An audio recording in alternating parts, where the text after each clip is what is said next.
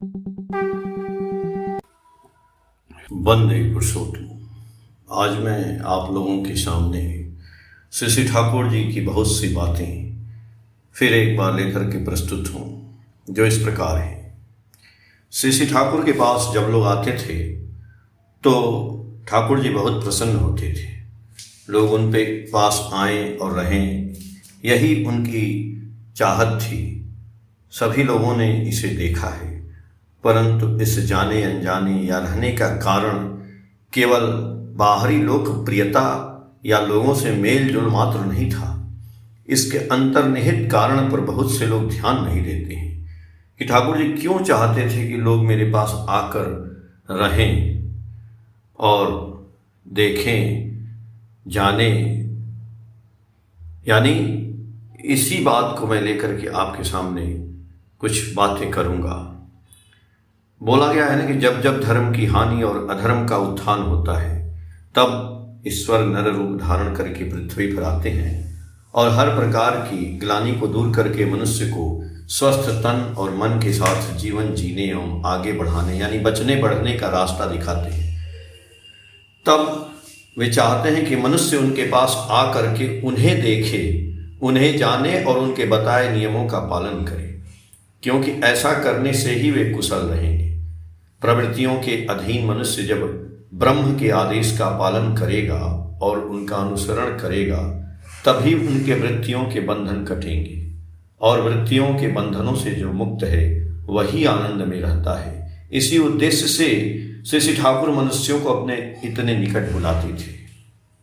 इसके अतिरिक्त हाड़ मांस के साकार रूप में ईश्वर की प्रत्यक्ष दर्शन और उनकी वाणी सुनने का सौभाग्य युगों के बाद ही प्राप्त होता है। उस महान अवसर को कोई खो न दे, उनके प्रत्यक्ष सानिध्य के लाभ से कोई वंचित न रह जाए। इसी उद्देश्य से भगवान श्री कृष्ण ने जन संग्रह किया था। मनुष्यों के लिए व्याकुल होकर भगवान श्री चैतन्य दर दर भटके थे और आधुनिक काल में भी भगवान श्री राम कृष्ण देव लोगों की तृष्णा से व्याकुल होकर पुकारते रहे हैं कि कहाँ हैं वे सब। इसी प्रकार इस युग के ठाकुर श्री श्री अनुकूल चंद्र जी को भी अक्सर यह कहते सुना जाता था, लोगों की प्यास मेरी कभी मिटी ही नहीं। यही तो नित्य काल का इतिहास है। सन 1953 की एक घटना है, जब श्री श्री ठाकुर अनुकूल चंद्र जी ने स्पेशल ट्रेनों द्वारा सत्संगियों के उत्सव में आने की लहर पैदा की। तब वे कार्यकर्ताओं से कहते थे, तुम लोग गाड़ियां भर भर कर लोगों को लेकर आओ और मैं यहाँ बैठ कर उन्हें देखूंगा। और उत्सव समाप्त होने पर जब सभी विदा लेते थे, तब श्री श्री ठाकुर का चेहरा वेदना से भर जाता था। वे ऐसा कोई दिखावा या अभिनय नहीं करते थे। रुधे हुए गले से उन्हें कई बार कहते सुना गया है कि तुम लोग जाते समय मुझे मत बताया करो, उसी बहाने प्रणाम करके चले जाया करो। तुम्हारे जाने की बात सुनते ही मेरा मन कैसा तो होने लगता है, और वास्तव में ऐसा ही होता था। कितने ही लोगों की विदा लेते समय दुखी हृदय से श्री ठाकुर ने कहा है, आज सब सूना हो जाएगा। बहुत पहले बातचीत के प्रसंग में एक दिन श्री ठाकुर ने कहा था, देखो मैं त्रिकुटी के ऊपर उठते हुए प्रलय की गर्जना सुन चुका हूं, परंतु उससे मेरा दिल नहीं कांपा। क्या भयानक गर्जना थी वह, जैसे महाप्रलय हो रहा हो। काम के उफान से भी यह सीना नहीं कांपा, क्रोध की गर्जना से भी नहीं कांपा। इस रास्ते के भयानक भयानक मूर्तियां आई तब भी दिल नहीं दहला। हाथ में रसगुल्ला लेकर प्रलोभन देने आए तब भी मैं नहीं डिगा, परंतु तुम लोगों की विदाई की बात सुनते ही यह सीना कांप उठता है। कोई कोई व्यक्ति कुछ दिन ठहरने के बाद शायद कहता, आज जाने की सोच रहा था पर अब जाने की इच्छा नहीं हो रही है। यह सुनकर श्री ठाकुर कहते, रह जाओ न, कुछ दिन और रह जाओ, रहने से तो मुझे अच्छा ही लगता है। अवश्य ही ऐसी बात किसी विशेष व्यक्ति के लिए होती थी, सबके लिए नहीं। अर्थात जिनके लिए उनके सानिध्य में रहना आवश्यक था, उन्हीं से श्री ठाकुर ऐसा कहते थे। इस प्रकार वहां रुक जाने से कई लोग विपत्तियों से बच गए और कईयों के अनिष्ट ग्रहों का प्रभाव शांत हो गया। यह बात अनेकों बार देखी गई है। एक दादा आश्रम आते थे और ठाकुर जी को प्रणाम भी करते थे, परंतु उनके लौटने की तारीख को ठाकुर जी आगे न बढ़ा दें, इस डर से वे सारे काम निपटाकर चुपके से ठाकुर जी को प्रणाम करके घर के लिए निकल जाते थे। श्री ठाकुर ने कई बार उनकी यह लुका छिपी देखी। फिर एक दिन उन्हें अपने पास बैठाया और आश्रम के एक गायक दादा को बुलाकर एक विशेष गीत गाने को कहा। गायक दादा श्री ठाकुर का भाव समझ गए, इसलिए उन्होंने ऊंचे स्वर में गाना शुरू किया। गीत की 2 पंक्तियां थीं। तुम्हारे इस रास्ते पर नित्य आवागमन से मैं नूपुरों की ध्वनि सुनती हूँ। राधा के संग वास करके मुझे निराश कर दिया, मैं अकेली ही रह गई। जब ये 2 पंक्तियां गाई जा रही थी तब श्री ठाकुर उपस्थित सभी लोगों की ओर देखकर मंद मंद मुस्कुरा रहे थे और उस सत्संगी दादा का सिर नीचे झुक गया था। वह एक अद्भुत दृश्य था। मनुष्य को अपने निकट पाने के लिए कैसी व्याकुलता हो, क्या उद्देश्य है? केवल उनका कल्याण करना। मनुष्य के कल्याण के लिए विद्वान लोग अनेक विधियां बताते हैं, किंतु यह विधि अतुलनीय है, किसी से मेल नहीं खाती। और इस उद्देश्य की पूर्ति के लिए श्री ठाकुर ने कभी धन दौलत या किसी अन्य असुविधा की परवाह नहीं की। वे कहते थे, तुम सब मेरे पास आओ, मुझे देखो, जानो, मेरा स्पर्श पाओ, मेरे द्वारा प्रवर्तित विचारधारा से भावित हो, मेरे आदर्श को लेकर चलो। तुम्हारे कल्याण के लिए तुम्हें और सोचने की आवश्यकता नहीं पड़ेगी। वे परोक्ष रूप से बता रहे थे कि जिस कल्याण की तुम खोज कर रहे हो, मैं ही वही मूर्त कल्याण हूँ। मेरे प्रति निष्काम प्रेम और अनुराग के माध्यम से ही तुम परम मंगल से अभिभूत हो उठोगे। उत्सव समाप्त होने पर जब सभी के घर लौटने का समय आता तो श्री ठाकुर का एक अस्थायी निर्देश था कि सब लोग शुभ दिन देख कर ही जाएं, अशुभ दिन न जाएं। वे कहते थे, यहाँ किसी भी दिन आ सकते हो, परंतु यहाँ से जाते समय दिन देखना अच्छा होता है। इसे लेकर एक रोचक घटना घटी थी जो इस प्रकार है। बंगला के नववर्ष का उत्सव समाप्त हुआ था। आए हुए यात्रियों की जब वापसी की बारी थी, सुबह से श्री ठाकुर के कमरे से सुनकर लाउड स्पीकर द्वारा सूचित कर दिया गया कि जो लोग आज जाना चाहते हैं वे जा सकते हैं। ठाकुर जी ने अनुमति दे दी है। दोपहर 10 बजे तक आनंद बाजार में प्रसाद ग्रहण कर सभी लोग अपना सामान बांधकर निकलने की तैयारी में थे। ठीक उसी समय लाउड स्पीकर से पुनः घोषणा हुई, आज ब्रह्म स्पर्श होने के कारण श्री ठाकुर ने सभी को जाने से मना किया है। आज कोई नहीं जाएगा। अर्थात सुबह पंडित महाशय गिरीश चंद्र काव्य तीर्थ ने ठाकुर प्रणाम के समय किसी बात के संदर्भ में कह दिया था कि आज ब्रह्म स्पर्श है। बस यह सुनते ही श्री ठाकुर चौंक पड़े और बोले, अरे यह क्या, आज तो मैंने जाने की अनुमति दे दी थी। तुरंत सबको मना करो, आज कोई न जाए। उसके बाद ही यह दूसरी घोषणा की गई। एक पंडाल में नदिया जिले के ग्रामीण क्षेत्र से कुछ लोग आए थे। वे भी निकलने की तैयारी में थे। उनमें से एक व्यक्ति जो गांव के प्रधान मोड़ल जैसे और नए दीक्षित थे, श्री ठाकुर के इस निर्देश को सुनकर ग्रामीण उपहास के लहजे में बोल उठे, यह व्यक्ति गृहस्थी नहीं चला सकता।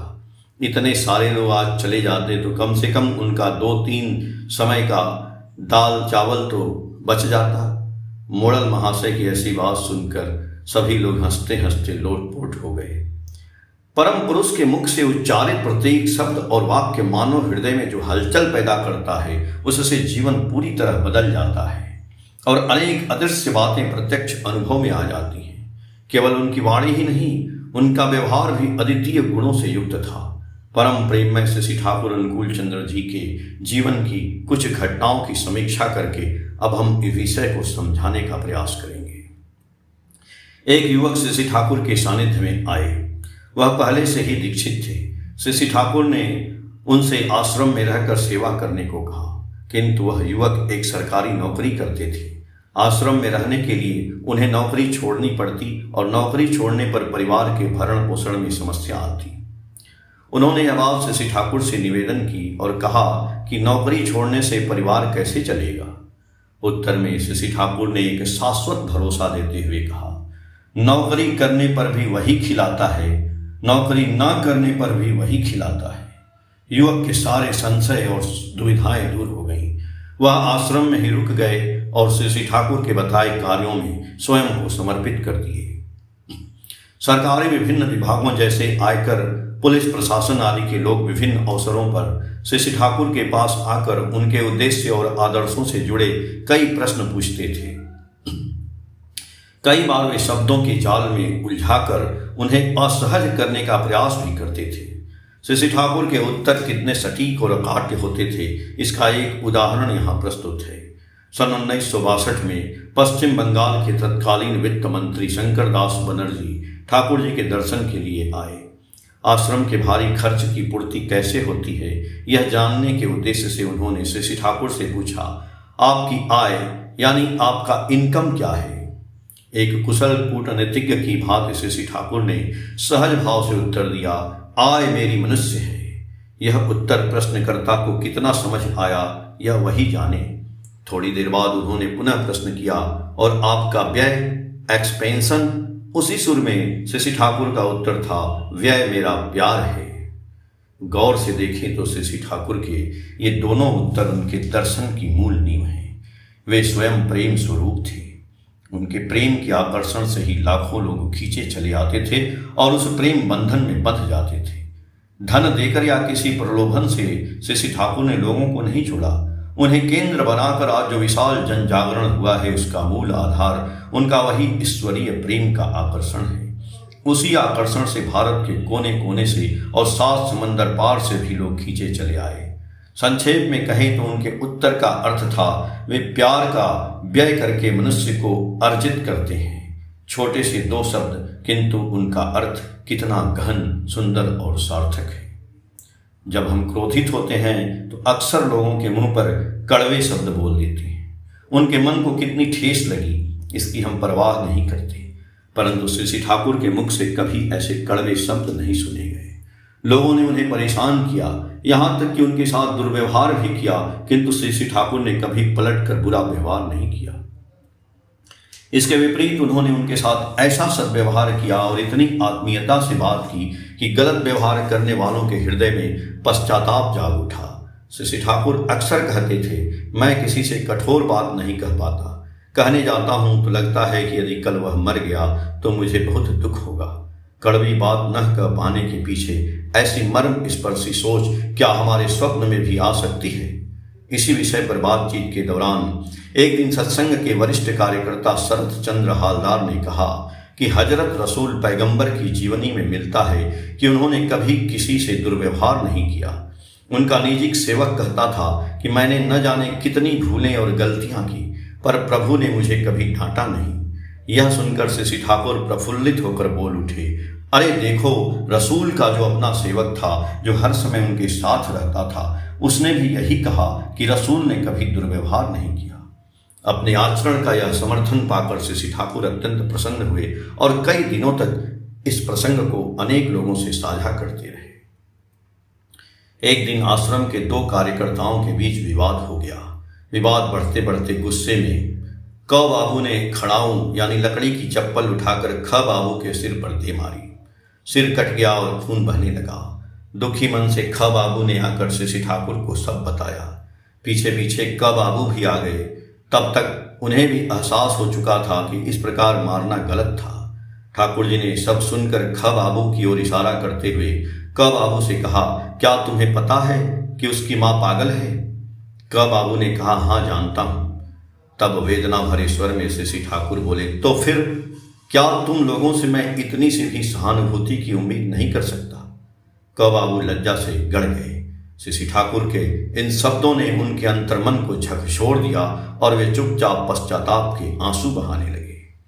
चंद शब्दों के प्रयोग से अपराधी के मन में ऐसा पश्चाताप जगा देना, यह हृदय स्पर्शी उदाहरण परम पुरुष के सानिध्य के अतिरिक्त संसार में और कहाँ मिल सकता है।